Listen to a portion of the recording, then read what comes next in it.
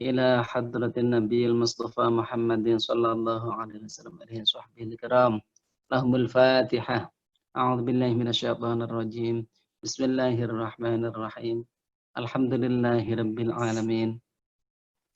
مالك يوم الدين. إياك نعبد وإياك نستعين. اهدنا الصراط المستقيم صراط الذين أنعمت عليهم غير المغضوب عليهم ولا الضالين. آمين. ثم إلى حضرة إخوانه من الأنبياء والمرسلين والأولياء الشهداء الصالحين الصحابة التابعين والعلماء العاملين خصوصا سلطان الأولياء الشيخ عبد القادر الجيلاني. لهم الفاتحة. أعوذ بالله من الشيطان الرجيم. بسم الله الرحمن الرحيم. الحمد لله رب العالمين الرحمن الرحيم مالك يوم الدين. إياك نعبد وإياك نستعين.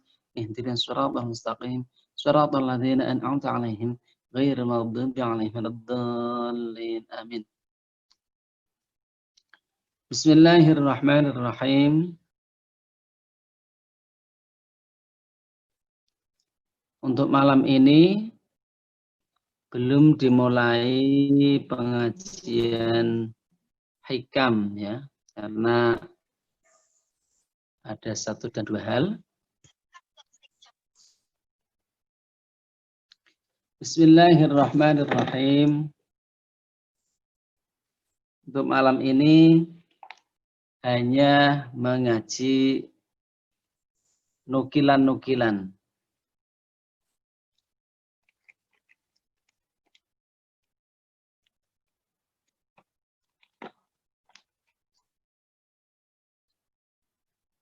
Bismillahirrahmanirrahim.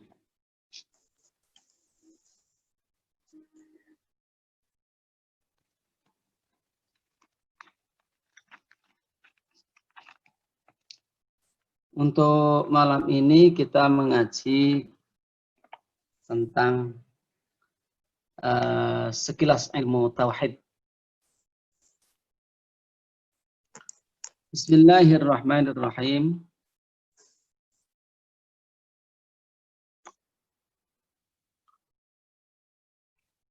Bahwa ilmu tauhid yang akan kita pelajari ini adalah akidah 50 ya.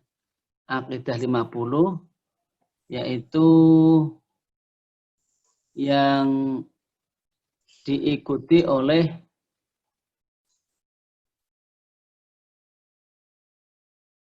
mayoritas umat muslimin di seluruh dunia. Bahwa mayoritas umat muslimin di seluruh dunia ini pernah diselidiki oleh beliau, siapa namanya, Yusuf Qaradawi.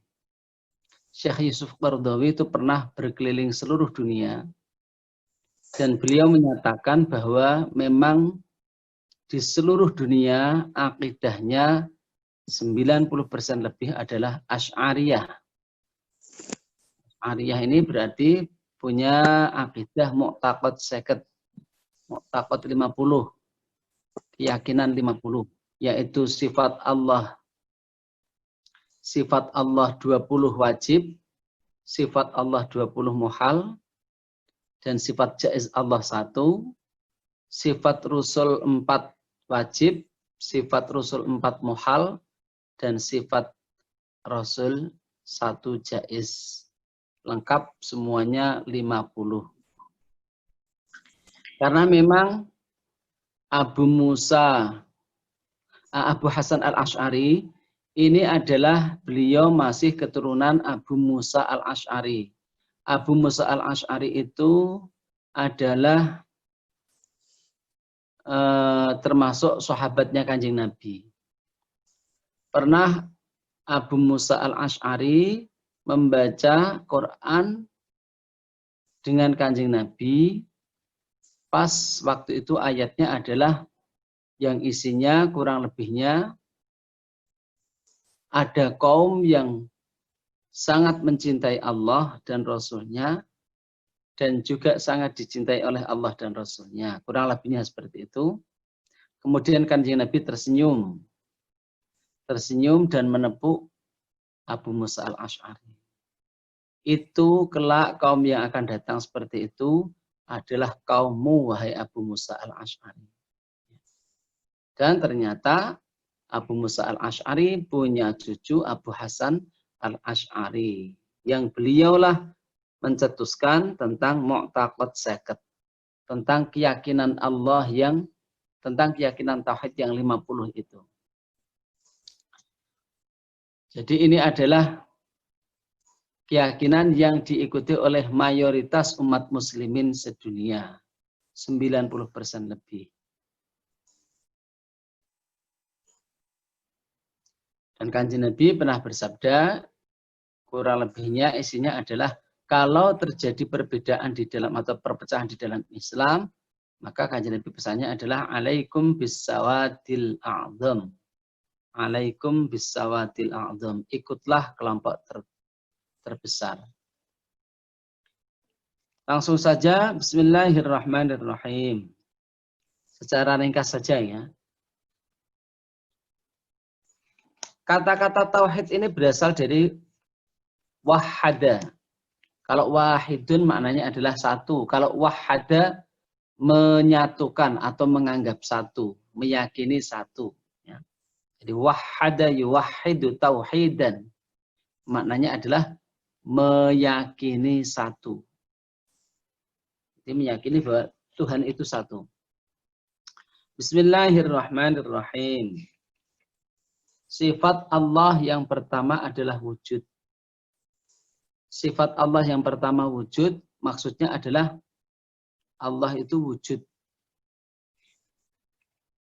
Secara akal, pikiran, pendapat, bila mau menganalisa, pasti punya keyakinan bahwa Allah itu wujud.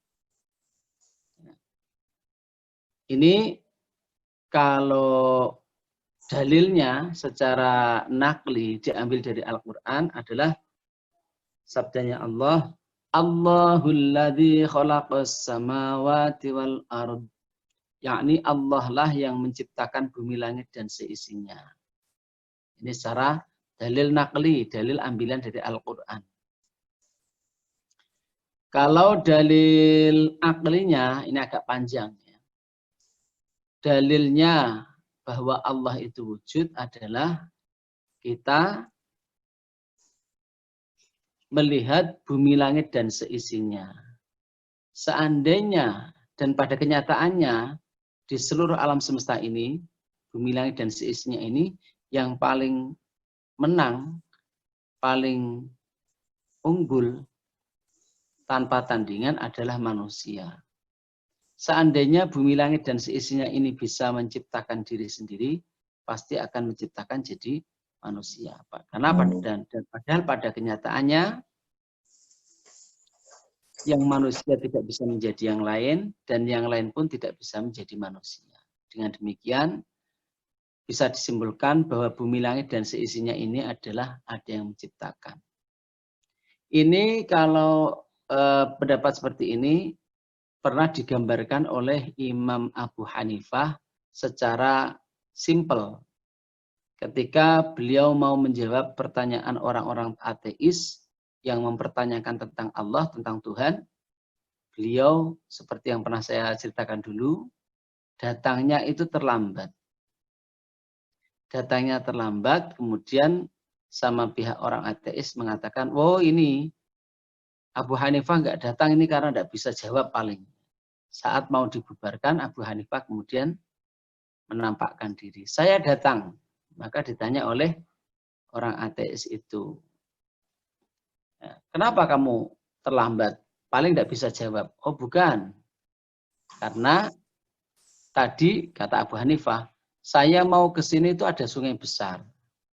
Jadi saya nggak bisa ke sini. Tiba-tiba celing ada perahu. Tiba-tiba celing ada perahu. Maka saya mau ke sini pun belum bisa karena perahunya belum ada dayungnya. Tiba-tiba celing ada dayungnya. Nah, kemudian saya baru naik perahu, saya pegang dayungnya dan kemudian saya bisa sampai ke sini. Sehingga agak hampir saja terlambat. Maka kata orang yang ateis tadi, oh ini Abu Hanifah udah gila ini. Sudah gila. Masa kok ada perahu sama duyung celing ada sendiri? Tidak masuk akal itu, tidak masuk akal. Dibalik sama Abu Hanifah. Lah kalau saya menyatakan bahwa perahu dayung itu ada dengan sendirinya celing, kamu katakan gila, maka kamu apa? Kalau kamu tidak percaya kepada Tuhan, alam semesta ini yang sebesar ini, yang serumit ini, yang setertata ini, serapi ini, masa ada dengan sendirinya? Pasti ada yang menciptakan. Itu adalah apa namanya menjelaskan secara simpel oleh Abu Hanifah. Sehingga orang ateis tadi kemudian masuk akal. Oh iya, masuk akal dan dia masuk Islam. Ya. Tapi kalau dalam ilmu tauhid seperti ini memang terangannya agak panjang. Bahwa dalilnya Allah ada, wujud adalah kita melihat bumi langit dan seisinya. Ternyata yang paling enak dan menang adalah manusia. Seandainya bumi langit dan seisinya bisa menciptakan diri sendiri, itu akan menciptakan diri sendiri menjadi manusia. Tapi pada kenyataannya, yang manusia sendiri tidak bisa menjadi yang lain tidak bisa menjadi manusia. Bahkan walaupun manusia itu yang paling menang, ternyata juga tidak bisa menguasai diri sendiri, tidak bisa menciptakan diri sendiri. Dengan bukti kita sendiri bisa merasakan. Kita tidak pernah merasa menciptakan diri kita sendiri, tapi tiba-tiba ada. Nah, ini menunjukkan yang paling menang pun ternyata tidak bisa menciptakan diri sendiri, apalagi yang lain. Dengan demikian bisa disimpulkan bahwa langit, bumi, dan seisinya ini adalah ada yang menciptakan. Nah, kemudian yang dipertanyakan adalah siapa yang menciptakan langit, bumi, dan seisinya ini? Nah, kalau siapa yang menciptakan ini tidak bisa dipikir secara akli murni. Harus menggunakan pedoman nakli. Yaitu apa? Lalu siapa yang menciptakan bumi, langit, dan seisinya ini? Kemudian kita menemukan satu kitab. Yang kitab tersebut dari lahir sampai sekarang, yang sudah berumur sekitar mungkin 1,5 milenium, 1.500 tahun. Kitab tersebut walaupun sudah tua itu tidak pernah mengalami perubahan. Tidak pernah mengalami perubahan sedikit pun, satu titik pun, satu harokat pun, satu huruf pun, tidak ada yang berubah.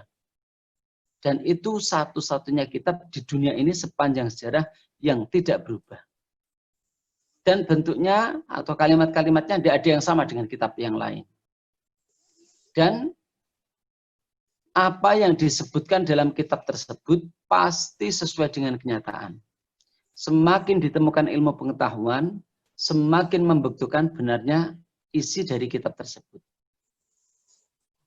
Dan di dalam kitab tersebut ada sabda, Allahul ladzi khalaqas samawati wal ardh. Allah lah yang menciptakan bumi langit dan seisinya. Nah, dengan demikian kita mengetahui bahwa yang menciptakan bumi langit dan seisinya adalah Allah. Itu dalil secara akli. Nah, seandainya kita bisa menemukan dalil secara akli tapi tidak sesuai dengan kitab, asal masuk akal, itu malah dianjurkan. Karena kita memang dianjurkan untuk tafakkur, berpikir-pikir tentang alam semesta ini yang kemudian bisa menunjukkan kepada wujud dan ketauhidan Allah. Bismillahirrahmanirrahim. Nomor 2 sifat qidam. Allah itu qidam. Dahulu tanpa awal. Dahulu tanpa awal. Ya, itu Allah. Nah, kalau dalil naklinya, dalil berdasarkan Al-Quran adalah wal awwal wal akhir. Allah lah yang maha awal dan yang maha akhir. Ini dalil naklinya. Kalau dalil aklinya, dalil akalnya adalah bahwa kalau Allah tidak qidam, berarti ada masa sebelum Allah. Kalau ada masa sebelum Allah, lalu siapa yang menciptakan masa sebelum Allah? Misalnya dijawab, oh iya, ada Tuhan A. Nah, kalau Tuhan A itu qidam atau qadim atau hudus? Oh, Tuhan A itu qadim, yaitu yang Allah. Oh, enggak, dia hudus dia. Nah, kalau Tuhan A hudus, berarti ada masa sebelum Tuhan A. Lalu siapa yang menciptakan masa sebelum Tuhan A? Misalnya dijawab, oh ada Tuhan B. Tuhan B itu qadim atau hudus? Oh, dia qidam atau qadim. Yaitu yang Allah. Oh, enggak deh, hudus. Kemudian kalau Tuhan B itu hudus, berarti ada masa sebelum Tuhan B. Lalu siapa yang menciptakan masa sebelum Tuhan B? Oh, ada Tuhan C. Kidam atau hudus? Oh, Tuhan C kidam. Ya itu yang Allah. Oh, enggak deh, hudus. Dan begitu seterusnya. Maka kalau tidak disimpulkan bahwa Allah itu qidam, pasti akan terjadi pertanyaan yang terus-menerus tanpa henti, berantai-rantai, yang dinamakan tasalsul. Atau kalau jawabannya kembali ke yang awal, maka dinamakan daur, berulang-ulang. Nah, tasalsul yang berantai-rantai dan daur yang berulang-ulang itu dua-duanya muhal. Karena itu menunjukkan bahwa Tuhannya belum beres. Tuhannya belum selesai. Nah, kalau Tuhannya belum selesai, maka alam sudah wujud. Tidak mungkin. Nah, ini menunjukkan bahwa kenyataannya bahwa alam ini sudah wujud, itu menunjukkan bahwa Tuhannya sudah jelas ada. Nah, jadi makanya dalam keyakinan kita orang Ahlus Sunnah wal Jamaah adalah Allah tidak terlingkup ruang dan waktu. Karena ruang dan waktu itu termasuk ciptaan Allah. Jadi Allah dahulu tanpa awal dan kelak tanpa akhir. Kalau dahulu tanpa awal dinamakan qidam, dan kelak tanpa akhir dinamakan baqa. Bismillahirrahmanirrahim. Nah, untuk sifat ketiga adalah baqa. Ya. Baqa. Sifat baqa ini adalah Allah abadi, Allah yang kelak tanpa akhir. Itu namanya baqa. Dalil naklinya dari Al-Quran adalah wa yabqa wajhu rabbika dzul jalali wal ikram. Dan abadilah zat Tuhanmu yang mempunyai sifat agung dan memuliakan kepada orang-orang yang beriman. Itu dalil dari Al-Qur'annya. Kalau dalil aklinya panjang ya. Ini tidak usah semuanya dalil akli. Ya. Karena sebetulnya tanpa kita bisa menjelaskan dalilnya pun, asal kita sudah punya keyakinan yang kuat, dibawa sampai mati itu sah. Ya, sah. Tidak harus bisa mendalili, tidak harus. Tapi itu baik bila bisa. Maka dikatakan kalau untuk bisa mendalili sampai secara akli, itu harus satu daerah harus ada yang bisa. Karena apa? Untuk menangkal bila ada yang menanyakan tentang hal-hal seperti itu. Karena itu memang pernah terjadi di zaman Abu Hanifah. Sejak zaman Kanjeng Nabi sampai zaman Abu Hanifah itu ilmu tentang ilmu tauhid, ilmu kalam itu tidak disusun. Orang hanya meyakini tentang Allah dengan sangat yakin sampai mendarah daging, walau tidak bisa membutuhkan secara kata-kata atau secara ilmiah. Tapi keyakinan dalam hati sampai kalau orang Jawa itu mbalung sungsum, ya, sampai mendarah daging. Dan itu dibawa sampai mati. Nah itu, makanya kalau orang zaman sekarang kemudian tidak bisa mendalili pakai dalil akli atau nakli, tapi dia yakin sepenuhnya, dan itu dibawa mati, itu sah imannya. Ya, cuma itu tadi, ada pentingnya untuk mempelajari ilmu ini, karena apa? Untuk menangkal kalau ada yang menanyakan yang tidak-tidak, atau yang membantah tentang tauhid. Demikian. Ini kalau dalil naklinya adalah wa yabqa wajhu rabbika dzul jalali wal ikram, dan abadilah zat Tuhanmu yang mempunyai sifat agung dan memuliakan kepada orang-orang yang beriman. Walaupun orang dulu tidak bisa atau belum disusun ilmu kalam seperti ini ya, untuk mendalil-dalil, tapi mereka sudah imannya sangat mendarah daging. Begitu mendarah dagingnya sampai kemudian ada yang tenggelam dalam ketauhidan. Banyak cerita dulu ya. Orang-orang yang tenggelam dalam ketauhidan. Misalnya Al-Hallaj. Mungkin sudah pernah saya ceritakan. Al-Hallaj itu adalah orang yang anaknya banyak. Anaknya banyak, maka ketika suatu saat ketika menjelang lebaran, dia kemudian membeli kain 2 meter. untuk membuatkan pakaian anak-anaknya. 2 meter kemudian dimasukkan ke dalam jubahnya. Dan dia pergi ke tempat penjahit. Nah, kemudian bilang, Pak penjahit tolong bikinkan anak-anak saya pakaian. Penjahitnya tanya, nah, terus kainnya berapa Syekh yang Anda punya? Ini maka hanya dikasihkan ujungnya saja kepada sang penjahit tadi. Ini berapa meter Syekh kainnya? Udahlah tarik saja itu berapa meter. Maka kain tersebut ditarik oleh sang penjahit. Ternyata ketika ditarik oleh sang penjahit, itu kain ditarik itu tidak ada hentinya. Ditarik lagi, ditarik lagi, ditarik lagi. Itu kainnya tidak putus-putus, tidak habis-habis.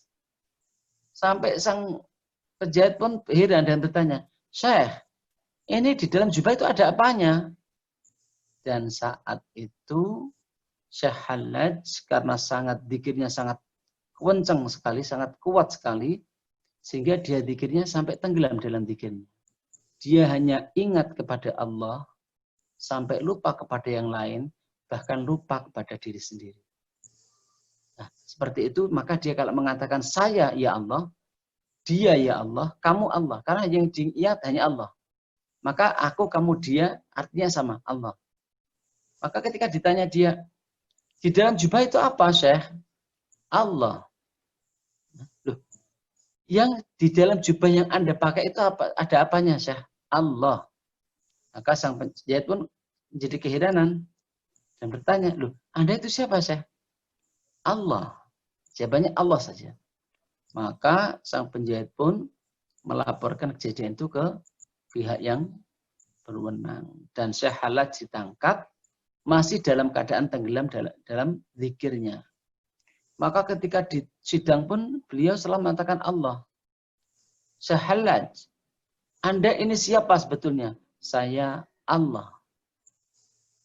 Duh, Anda itu siapa sebetulnya? Allah. Begitu sampai kemudian akhirnya sidang memutuskan bahwa Syekh Hallaj mengaku sebagai Allah, mengaku sebagai Tuhan, maka hukumnya wajib secara itu hukum waktu itu ya, karena negara-negara yang berdasarkan langsung hukum syar'i, hukumnya dibunuh. Karena dia murtad keluar dari secara zahir sepertinya murtad karena mengaku Tuhan. Maka setelah dia dibunuh, dipotong lehernya, jatuh tersungkur, ternyata darah yang keluar bukan berwarna merah, tapi berwarna putih. Dan orang-orang yang di sekitar pengadilan itu semuanya mencium bau yang sangat amat harum sekali. Sangat amat harum. Dan tulisan dan darahnya tadi dengan sendirinya mengalir dan membentuk tulisan La ilaha illallah Muhammadur Rasulullah Al-Hallaj Waliyullah. Itu karena begitu kuatnya zikirnya sehingga darahnya pun mengalir membentuk tulisan seperti itu. Maka menangislah semua orang yang di gedung persidangan itu. Semua merasa bersalah. Kenapa? Seorang Hallaj yang begitu dekat dengan Allah, yang begitu kuat zikirnya, cuma dia tenggelam dalam zikirnya, malah dibunuh. Ini semuanya menyesali, tapi sudah terlanjur. Itu namanya Syekh Hallaj. Kalau di Jawa ini yang terkenal itu adalah, yang walaupun kadang-kadang ceritanya agak diplesetkan ya, itu adalah Syekh Siti Jenar. Syekh Siti Jenar itu, dia waktu berkomunikasi dengan Sunan Kalijaga itu dia masih dalam keadaan, istilahnya kalau tidak salah ya, kalau tidak salah itu makamnya makom fana. Dia sudah merasakan musnahnya seluruh alam semesta, yang ada hanya Allah. Itu makom fana. Itu begitu kuat zikirnya. Orang-orang dulu seperti itu. Tidak usah jauh-jauh. Ya. Tidak usah jauh-jauh. Banyak ya, saya punya teman itu kalau dia sholat itu begitu kuat karena mungkin sangat tenggelam dalam zikir, dia kalau sholat itu sudah seperti tidak sadar sampai 2 atau 3 hari selalu di dalam sholat dan tanpa merasa, dia tidak merasa. Karena apa? Sudah ya, sudah sangat asik mungkin ya berkomunikasi dengan Allah. Jadi kalau kita menyadari bahwa kita harus meyakini Allah adalah zat yang maha indah yang tiada habisnya. Allah adalah zat yang maha agung yang tiada habisnya. Allah adalah zat yang maha sempurna yang tiada habisnya. Kita ini, saya dan kita semua, ini baru melihat dunia saja yang dikatakan sebagai hal yang sangat hina dina, yang tidak sebanding dengan akhirat, dengan surga. Kita sudah sangat terpesona dengan berbagai macam lah di dunia ini. Ya. Apalagi ini kalau dibandingkan dengan surga. Apalagi dibandingkan dengan yang membuat, tentu tiada bandingannya. Makanya wajar saja kalau orang itu sudah tenggelam dalam cinta kepada yang sang pencipta, dia sangat amat memandang dunia ini kecil sekali. Diceritakan dulu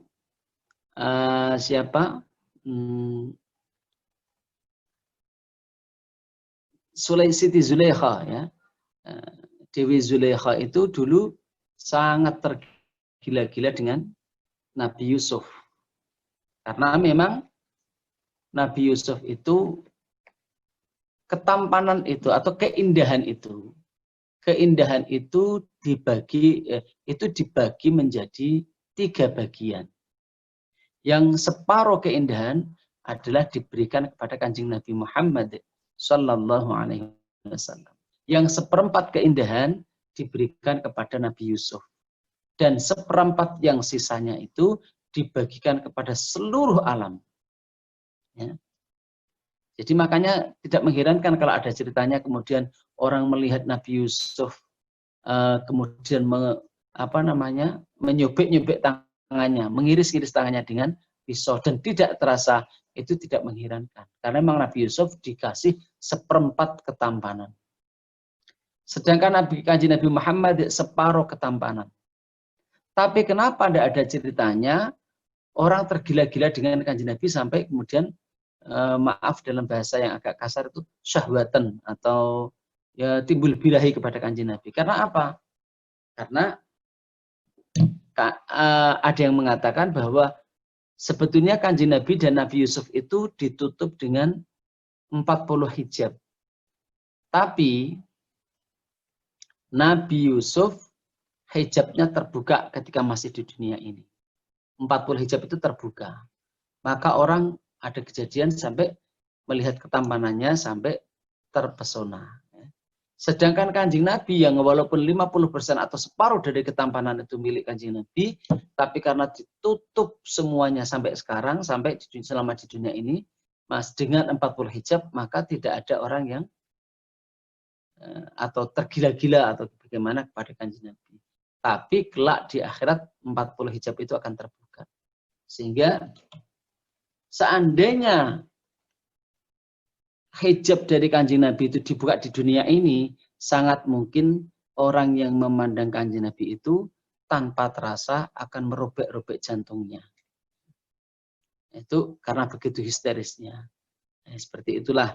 Tapi itu termasuk kemuliaan Kanjeng Nabi. Maka walaupun dia lebih tampan dari Nabi Yusuf, tapi tidak ada cerita yang maaf mungkin agak negatif tentang wajahnya atau kisah Kanjeng Nabi, kisahnya Kanjeng Nabi. Semuanya kisah yang bersih. Bismillahirrahmanirrahim. Ini tentang kemudian Rabi'ah juga demikian. Rabi'ah itu beliau sakit keras ketika sudah mau wafat. Maka ada seorang syekh yang menjenguk dia dan mengatakan, Rabi'ah, kamu itu doanya adalah sangat mustajab. Kau dalam keadaan yang sangat sakit, yang payah sekali. Kenapa kau tidak berdoa kepada Allah? Padahal doa mustajab. Maka dengan agak sedikit marah, Rabi'ah menjawab, Syekh, kalau kau tahu apa yang kurasakan, tidak mungkin kau akan berkata demikian. Siapa yang aku memberi sakit? Maka jawab Syekh, ya Tuhan Allah. Apa kau tidak tahu apa yang kurasakan tentang Allah? begitu cintanya aku kepada dia, sehingga tidak pantas aku kalau meminta untuk disembuhkan. Maka bagi orang-orang seperti Rabi'ah itu adalah senang dan sakit itu sama. Dia rasakan sama karena semua itu datang dari zat yang sangat amat dia cintai. Jadi ibaratnya kalau dia mendapatkan sakit itu ibaratnya adalah cubitan mesra dari sang kekasih. Sehingga dia merasakan antara nikmat dan pedih itu sama. Kalau memang datangnya dari yang dia cintai. Demikian itu sudah makom-makom mahabbah ya. Hanya kalau orang mendapatkan hal yang tidak menyenangkan itu makomnya macam-macam. Kalau makom yang paling rendah itu makom sabar. Makom sabar. Jadi orang yang mendapatkan tidak enak itu adalah paling rendah makom sabar. Apa maksudnya? Bahwa sebetulnya hatinya masih agak meronta, tapi dia tidak pernah mengeluh dengan mulutnya. Dia diam. Dia tahan berontaknya hati. Karena apa? Karena dia tahu semua ini dari Tuhan. Harus sabar, harus menerima. Dan itu namanya sabar. Kalau sudah di atas sabar itu namanya ridho. Ridho akan keputusan Tuhan. Nah, itu jadi atas sabar itu. Kalau sabar itu muridnya diam tapi hatinya masih ingin berontak. Tapi kalau ridho di atas itu, mulutnya juga tidak protes, hatinya juga bisa menerima dengan tenang. Itu namanya ridho. Kalau sudah di makam yang tertinggi, makam mahabbah. Jadi dia melihat entah itu hal yang menyenangkan atau hal yang tidak menyenangkan, tapi bagi dia semuanya menyenangkan karena melihat itu semua ada datangnya dari Allah. Ibaratnya dibelai dan dicubit itu sama kalau memang yang membelai dan mencubit adalah kasih. Itu walaupun dibelai rasanya enak, dicubit rasanya sakit, tapi semuanya terasa enak ketika yang melakukan adalah yang dicintai. Nah, ini makom-makom mahabbah. Kalau orang-orang awam ya paling minimal adalah sabar. Kalau bisa sampai makom ridho, itu merelakan apapun yang terjadi pada dia, dia merasa rela karena ini adalah dari Allah. Kalau sudah lebih dari itu malah senang, apapun yang dikasihkan senang. Itu demikian. Kita lanjutkan bismillahirrahmanirrahim. Al-mukhalafatul lil hawadithi. Allah itu tidak sama dengan makhluk secara total. Sama sekali yang tidak ada yang sama dengan Allah. Sampai ada yang mengatakan, carilah Allah, carilah Tuhan. Kalau ketemu, itu bukan. Carilah Allah, kalau ketemu itu bukan. Artinya gimana? Begitu bedanya Allah dengan makhluk. Betul-betul berbeda. Yang jadi pertanyaan demikian. Lah kalau Allah berbeda dengan makhluk, berarti ada makhluk dong. Lah kalau sebelum ada makhluk, apakah Allah sudah berbeda dengan makhluk? Mau makhluknya belum ada, ya sudah berbeda. Bedanya bagaimana? Allah wujud, makhluk belum wujud. Itu beda sudah ya. Jadi kalau ada yang menanyakan, lah kalau sekarang kan Allah beda dengan makhluk karena memang ada makhluk. Ya kalau sebelum ada makhluk, masa Allah berbeda dengan makhluk? Iya berbeda. Bedanya apa? Allah sudah wujud, makhluk belum wujud. Itu aja udah beda. Ya, demikian. Jadi Allah betul-betul berbeda dengan makhluk. Mukhalafatul lil hawadithi. Bismillahirrahmanirrahim. Dalil naqlinya adalah laisa kamitslihi syai'. Tidak ada yang menyamai Allah sesuatu, tidak ada sesuatu yang menyamai Allah. Al-qiyamu binafsih. Allah berdiri pada zatnya sendiri. Allah berdiri pada zatnya sendiri dalam arti Allah tidak terlingkup ruang dan waktu. Karena ruang dan waktu itu adalah juga ciptaannya Allah. Ini dalil naklinya adalah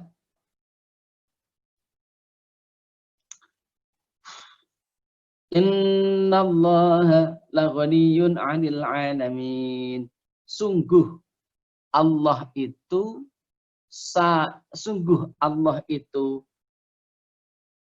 sangat tidak membutuhkan dari seluruh alam. Sungguh Allah itu tidak membutuhkan seluruh alam.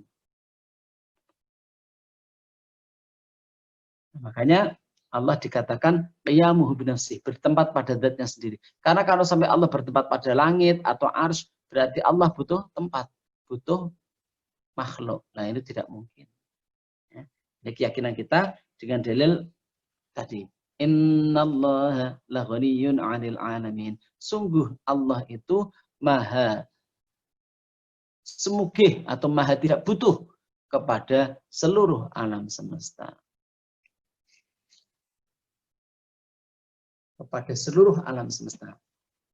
Ini segini dulu. Monggo kalau ada yang bertanya.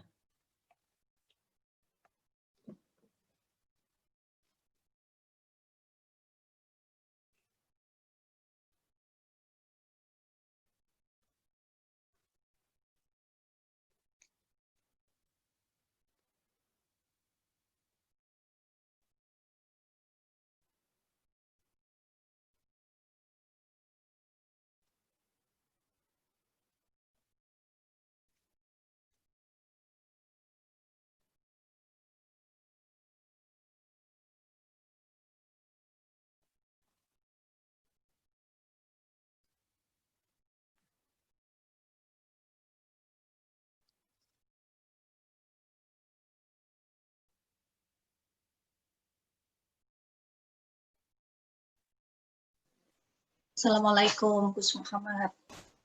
Waalaikumsalam warahmatullahi. Ada pertanyaan nih.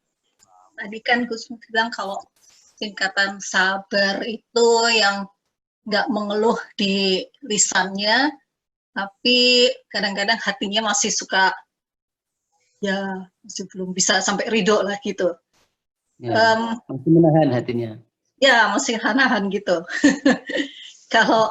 Kalau misalnya seseorang sudah bisa sampai yang tingkatan sabar begitu, tapi pas waktu curhat sama Allah, berdoa sama Allah masih suka nangis gitu. Itu apa namanya nggak sabar itu. Suka kan nggak tiba-tiba nggak tahan gitu ya, terus pas lagi curhat lagi berdoa itu terus nangis. Ya. Ya, itu kalau menangisnya boleh, Bu, ya.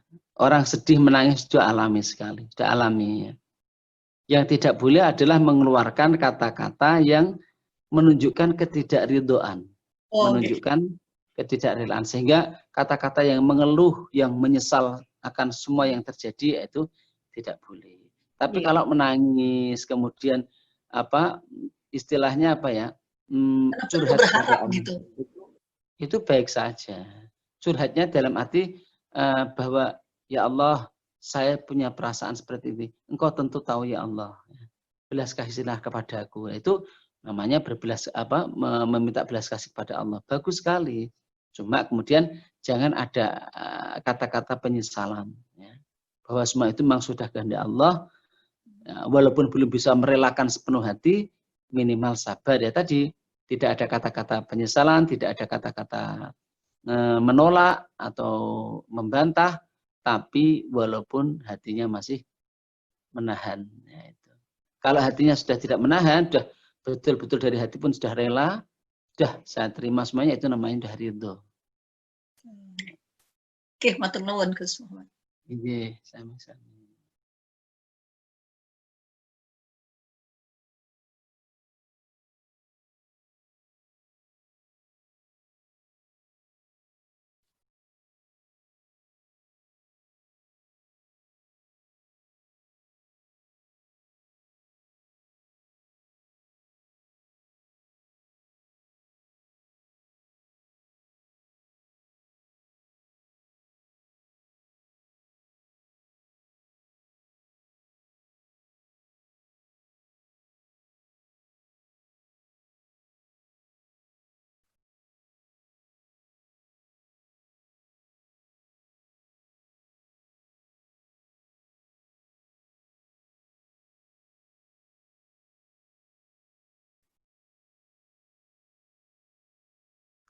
Saya tunggu 1 menit ya. Kalau ada yang mau bertanya.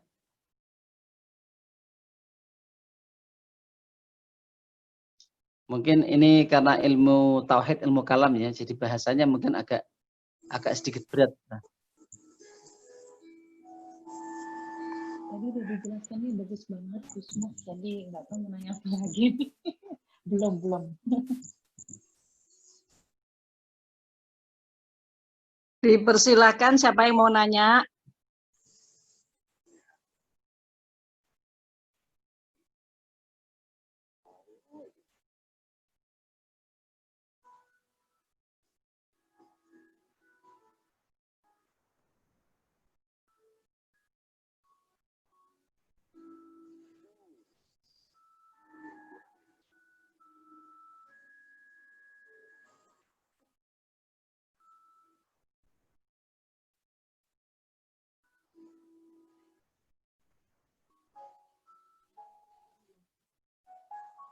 Ya, kalau memang belum ada yang bertanya, ini ditutup dulu apa ditambah lagi materinya? Tambah lagi. Tambah aja, mau. Tambah lagi. Oke. Bismillahirrahmanirrahim.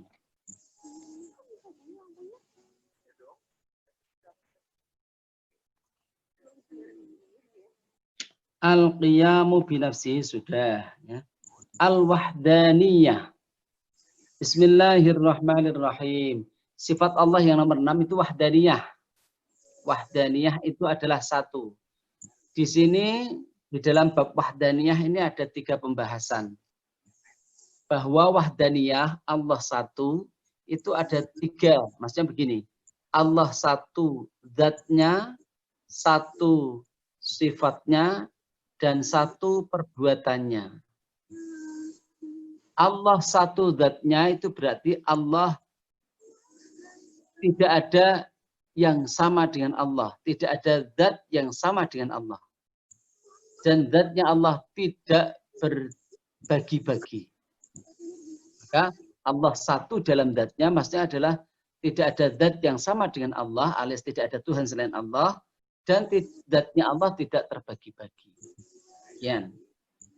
Kemudian Allah satu di dalam sifatnya, wahdaniyah fis sifat. Ini adalah bahwa tidak ada sifat selain Allah yang sama dengan Allah. Misalnya dikatakan, loh, kok Allah wujud, makhluk wujud? Kan berarti sama wujudnya. Ya, beda.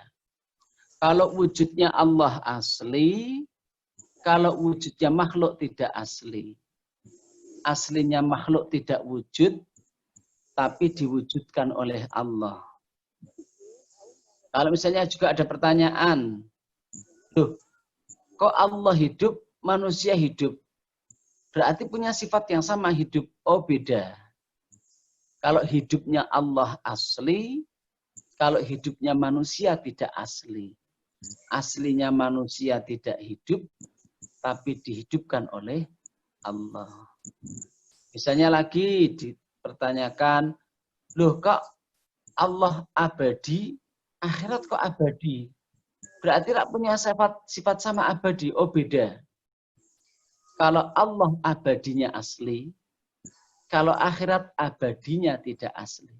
Aslinya akhirat tidak abadi, tapi dijadikan abadi oleh Allah. Jadi beda. Wujudnya makhluk tidak asli, wujudnya Allah asli. Makhluk aslinya tidak wujud, tapi diwujudkan Allah. Allah hidup, manusia hidup. Loh, kok sama hidupnya? Beda. Kalau hidupnya Allah asli, kalau hidupnya manusia tidak asli. Aslinya manusia tidak hidup, tapi dihidupkan oleh Allah. Loh, kok Allah abadi, akhirat abadi, kan berarti sama abadinya. Oh, beda.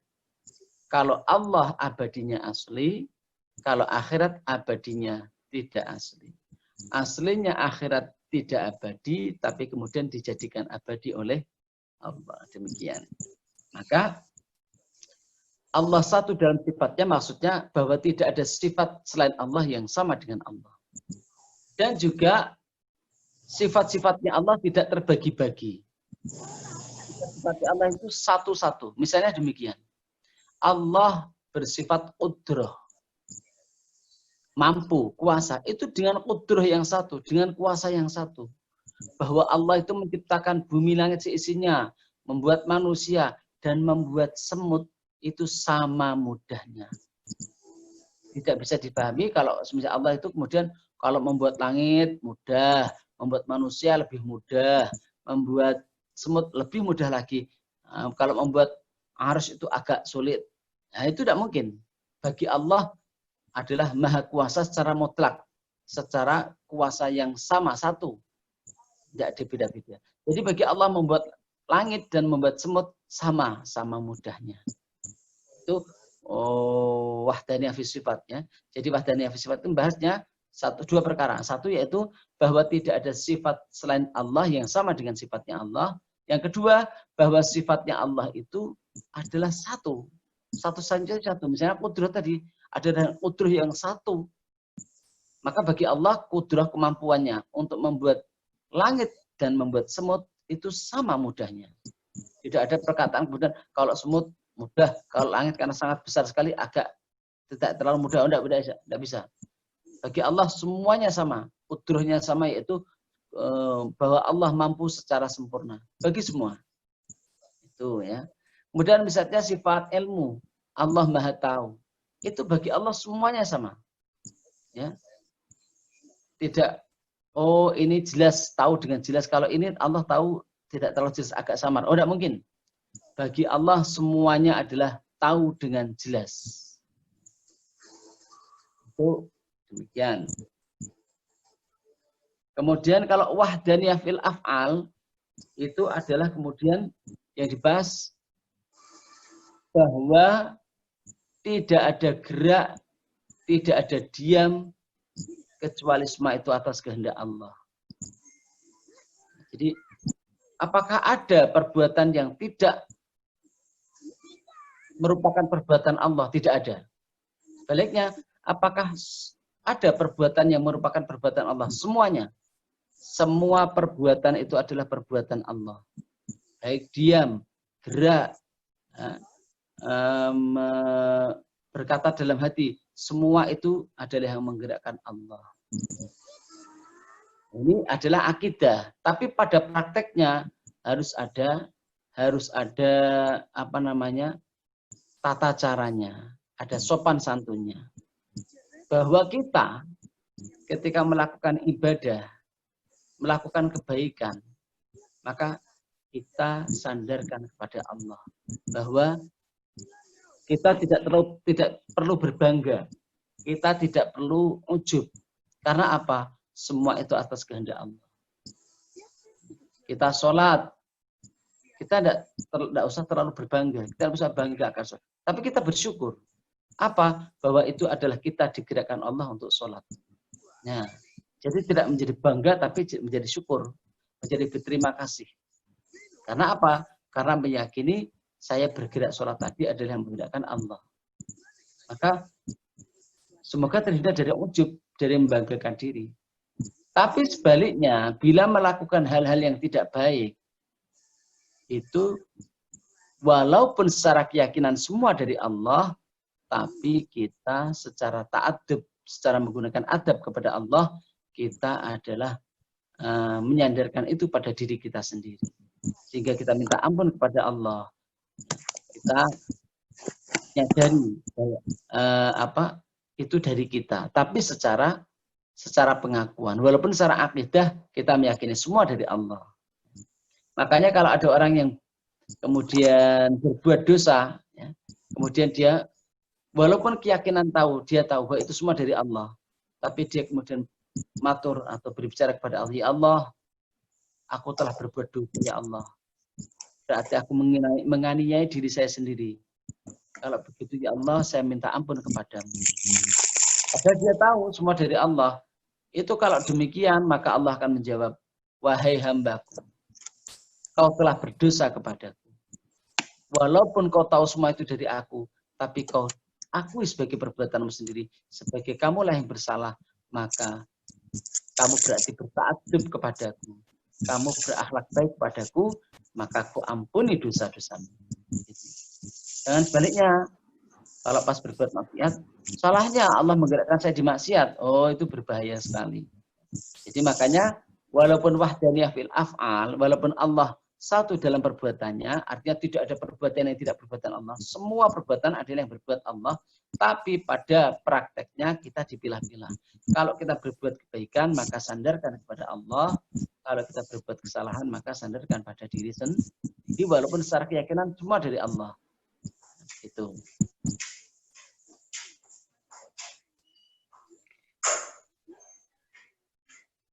Dalil naklinya sifat wahdaniyah itu wa ilahukum ilahun wahid, dan Tuhan kamu semua itu adalah Tuhan yang satu. Demikian. Waktunya sudah habis. Dari saya mohon maaf.